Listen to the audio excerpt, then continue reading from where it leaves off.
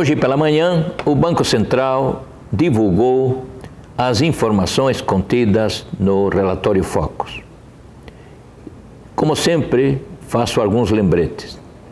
O primeiro lembrete é que o Banco Central recebeu estas informações de um conjunto enorme de economistas, de escritórios de consultoria econômica, de economistas que estão em bancos, em corretoras, e que graciosamente enviam suas projeções para o Banco Central, até o último dia útil da semana imediatamente anterior. Ou seja, se você entrar lá no Banco Central, procure relatório Focus do dia 19 de junho de 2020. Mas hoje é dia 22, segunda-feira, que é quando o Banco Central divulga essas informações. E o que o Banco Central faz com as informações recebidas? Apenas variável por variável, ele as coloca em ordem crescente e divulga a mediana. Então as informações aqui são referentes à mediana. Outro lembrete importante: estas informações que estão contidas no relatório Focus são extremamente importantes para a tomada de decisões dos agentes econômicos. Se você tem uma grana no bolso, você deve estar pensando, espera aí, a taxa Selic hoje é 2,25% ao ano. Quanto é que eu vou ganhar numa aplicação financeira? Olha, quando muito, você vai ganhar 2,5% ao ano. Esta taxa Selic de 2,25%, que está em vigor, é a menor taxa que já observamos nas últimas décadas na economia brasileira. E está mudando a mentalidade do brasileiro. O brasileiro sempre foi rentista, sempre gostou de ganhar juros do governo. Por que do governo? Porque o governo sempre pagou juros, nunca deu calote na dívida pública. Então temos um contingente de milhões de pessoas e de bilhões de reais aplicados na renda fixa. E, sendo a taxa de juros Selic de 2,25, todos os investimentos financeiros vão ser alocados nesta nova taxa de 2,25%. A caderneta de poupança, por exemplo, paga 0,7% dessa taxa de juros 2,25% ao ano. Se você tem grana, o que você vai fazer? Você vai continuar na renda fixa ou você vai sair da renda fixa e vai para outras aplicações? Aí depende do teu perfil. Se você for conservador e gostar de ver sempre o dinheiro crescendo, mesmo que seja pouco esse crescimento, você vai ficar onde você está. Se você for mais agressivo e pensar, bom, agora eu vou para a bolsa, pode ser que você se dê bem, pode ser que você se dê mal, porque pode ser que você compre alguma ação que num determinado momento parece que vai subir e depois caia. E aí você vai ter menos dinheiro lá na frente do que você tinha hoje.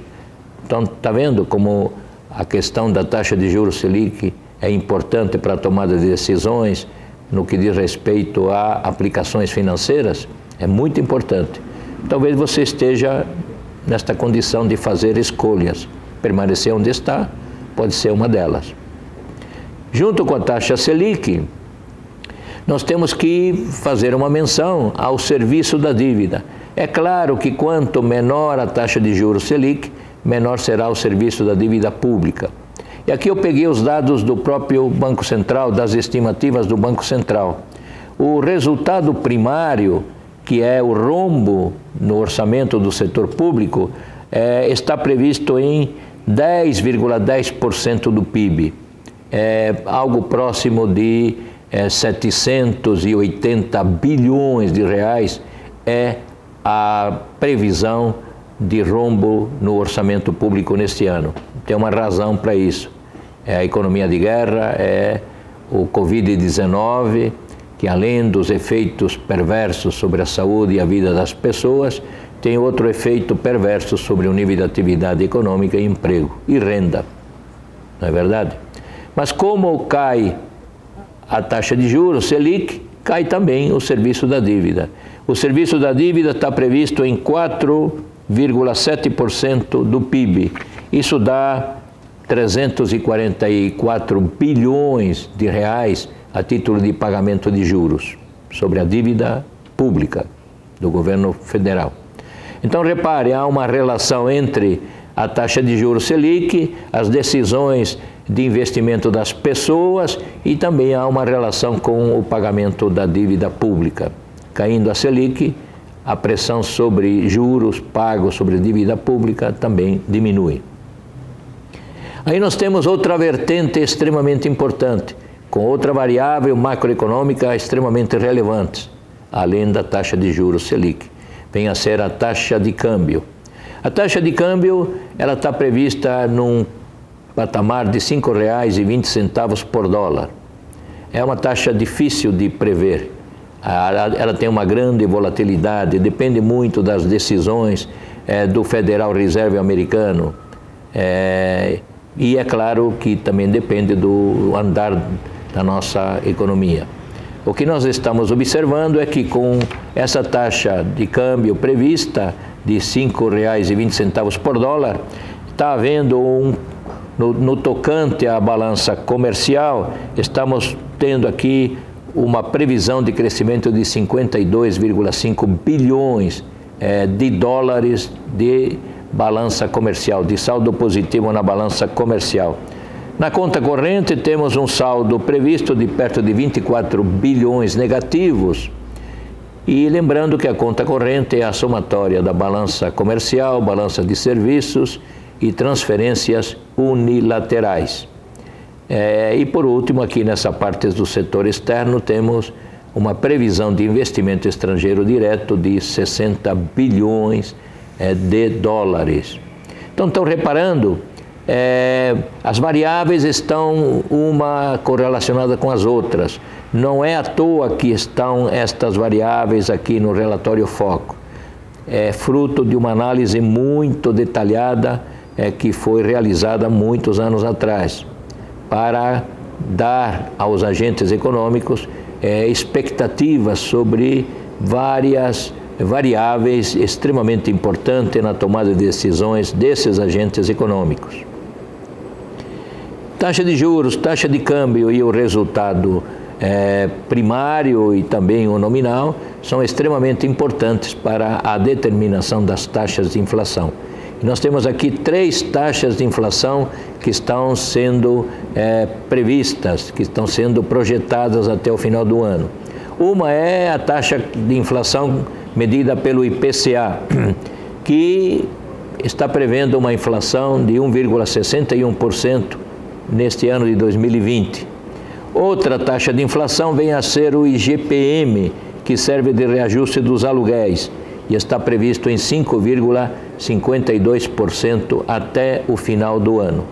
E a terceira taxa de inflação aqui vem a ser os preços administrados.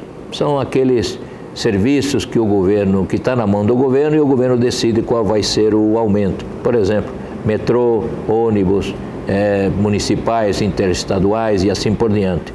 A previsão é um crescimento nesse ano de 1%. Então, reparando, há um conjunto de variáveis extremamente relevante aqui nesse relatório Focus, para que você venha tomar decisões relativamente racionais num clima de bastante incerteza, e essa também é a verdade. Por último, estamos deixando propositadamente aqui a pergunta, e o crescimento da economia? Bom, nós sabemos que a economia norte-americana deve ter uma queda de 7% nesse ano, a zona do euro deve ter uma queda de 9%, a China é o único país que estamos observando uma taxa próxima de 2,5% nesse ano, e nós aqui no Brasil, mercê de uma série de problemas na gestão e falta de um horizonte na política econômica, estamos prevendo, pelo relatório Focus, já uma taxa de crescimento negativa, né, de 6,5%. Não sabemos exatamente o que ocorreu no mês de maio, que já passou, nem o que está ocorrendo no mês de junho, que estamos em pleno trânsito, já passando da metade de junho. Sabemos o que ocorreu no mês de abril e parte do que ocorreu no mês de março.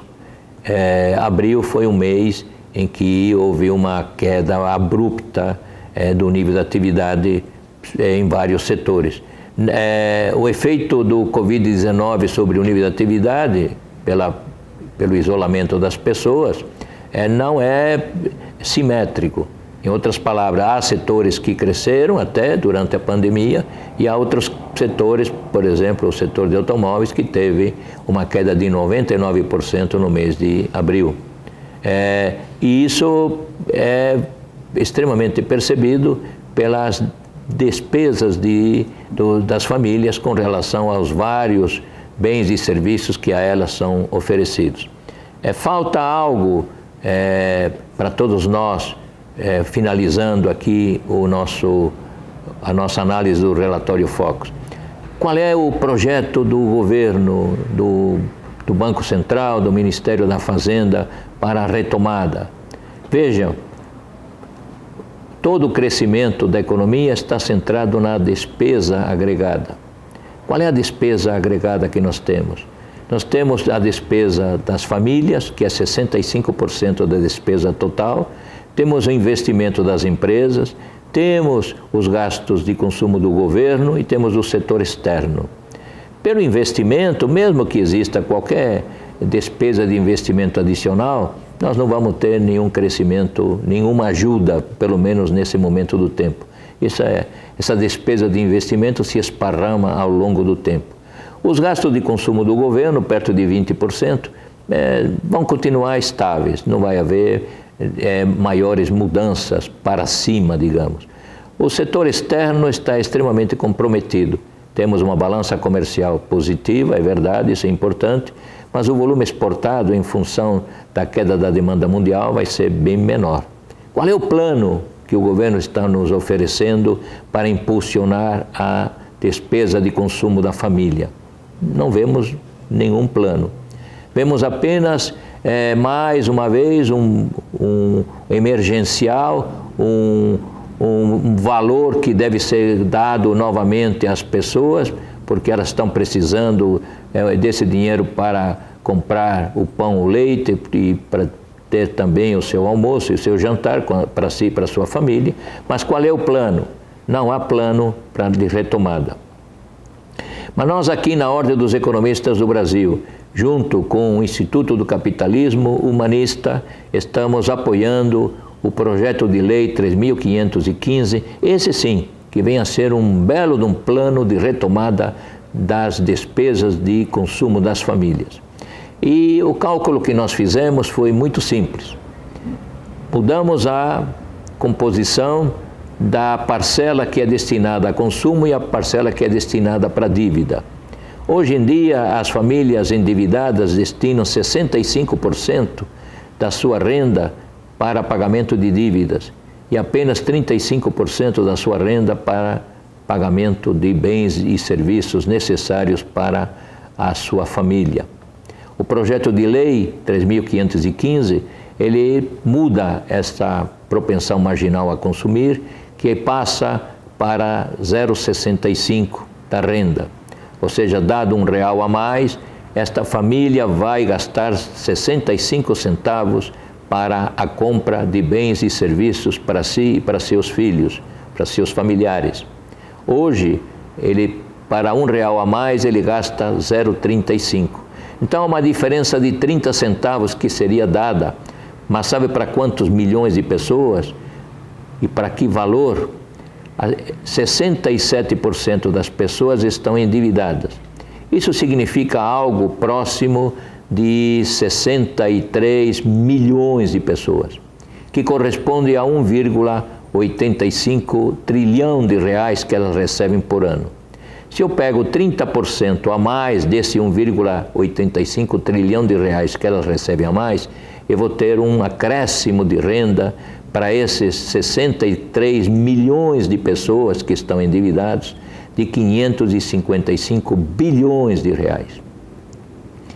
Que num passe de mágica, simplesmente aprovando o PL 3.515 e em juízo nos tribunais, essas famílias terão esse direito de receber a mais 555,5 bilhões de reais para serem gastos em bens de consumo próprios da família, bens de consumo e serviços para si e para seus familiares. Este é o plano que deve ser colocado em prática. Este é o plano que impulsiona a despesa agregada via aumento do consumo das famílias. Não há outra saída. Não adianta vir com a ideia de que são necessárias as reformas, que de fato são necessárias as reformas tributária, administrativa, mas isso é de longo prazo. Precisamos de efeitos no curto prazo.